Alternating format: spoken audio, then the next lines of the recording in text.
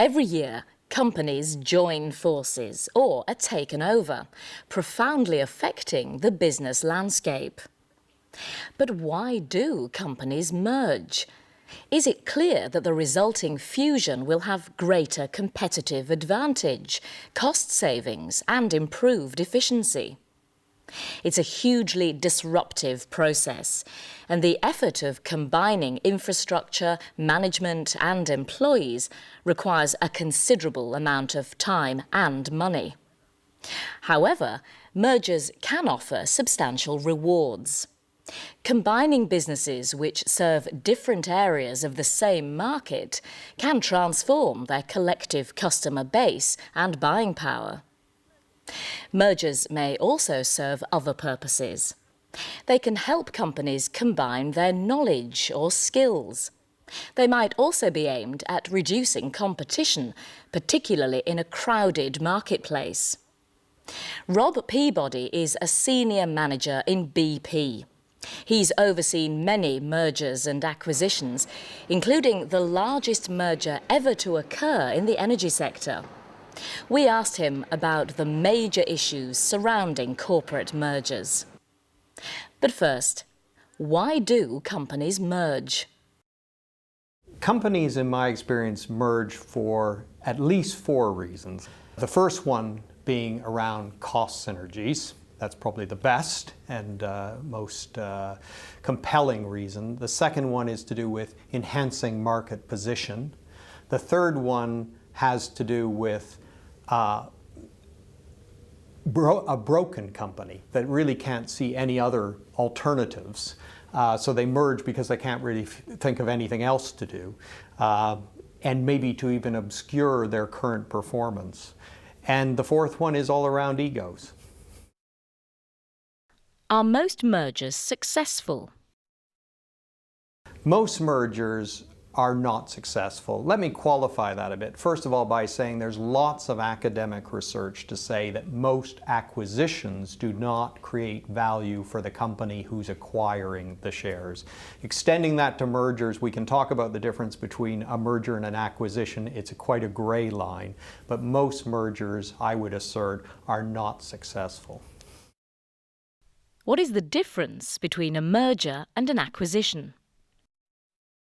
If you really want to understand whether something is a merger or an acquisition, you need to understand is, did one company get paid a control premium?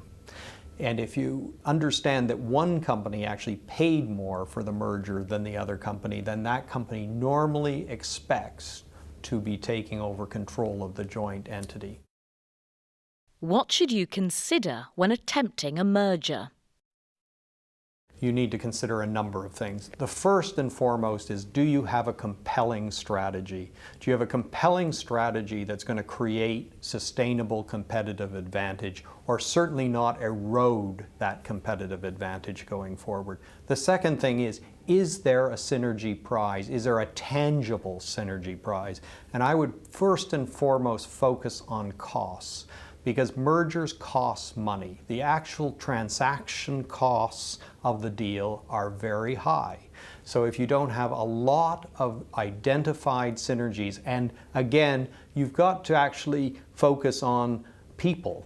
As hard as that is, if you can't identify a fairly substantial prize around people that are not going to be required by the joint company, then it's very hard for other cost benefits to flow through. So you've got to start by being you've got to focus on the tangible synergies that come through. Is there a big marketing prize? Are you able to take the market space that you're in and take products from the new company and deploy them in that marketing space very efficiently? Or are you able to take your products and deploy it into marketing space of the other company very efficiently? Are there procurement prizes available? But focus on the tangible prizes. What are the challenges of a merger? People always represent the real challenge in this task.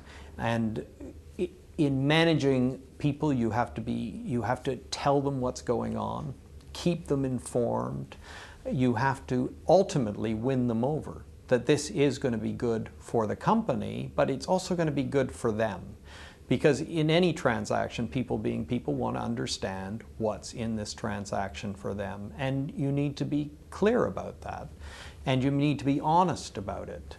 And that's critical. People will take good news and bad news very well, in my experience, if you're very open and very honest about it and explain to them why things are happening.